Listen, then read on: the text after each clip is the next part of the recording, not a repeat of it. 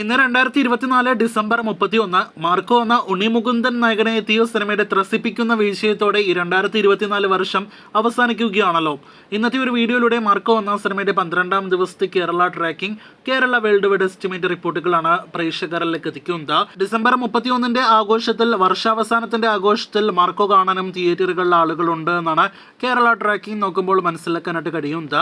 ഇന്നലെ ഇതേ സമയം 50 ലക്ഷത്തിന് മുകളിലാണെങ്കിൽ ഇന്ന് 43 ലക്ഷത്തിന് മുകളിലാണ് ചൊവ്വാഴ്ച കേരള ട്രാക്കിംഗ് ഗ്രോസ്. അപ്പോൾ ഇന്നലെ 1,03,00,000 കേരള ഗ്രോസ് ഉണ്ടായിരുന്ന സിനിമയ്ക്ക് ഇന്നും 1 കോടിക്കടുത്ത് കേരള ഗ്രോസ് ഉണ്ടാകും. അങ്ങനെ സിനിമയുടെ ആകെ കേരള ഗ്രോസ് ഇന്നത്തോടെ 36 കോടി കടക്കുന്നതാണ്.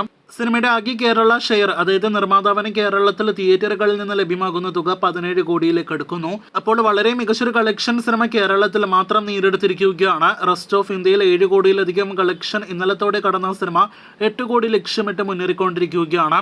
വേൾഡ് വൈഡ് എസ്റ്റിമേറ്റിലേക്ക് വരികയാണെങ്കിൽ ഇന്നലെ തിങ്കളാഴ്ച 2 കോടിയിൽ പരമായിരുന്നു വേൾഡ് വൈഡ് ഗ്രോസ്.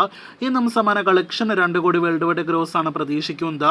ആ റിപ്പോർട്ട് ശരിവയ്ക്കുകയാണെങ്കിൽ 10 ദിവസങ്ങൾ കൊണ്ട് 67 കോടി രൂപയ്ക്ക് മുകളിലും 11 ദിവസങ്ങൾ കൊണ്ട് 70 കോടി 10 ലക്ഷവും ഗ്രോസ് കളക്ഷൻ നേടിയെടുത്ത സിനിമ ഇന്നത്തോടെ 12 ദിവസങ്ങൾ കൊണ്ട് 72 കോടിയിലധികം വേൾഡ് വൈഡ് ഗ്രോസ് നേടിയെടുക്കുന്നതാണ്.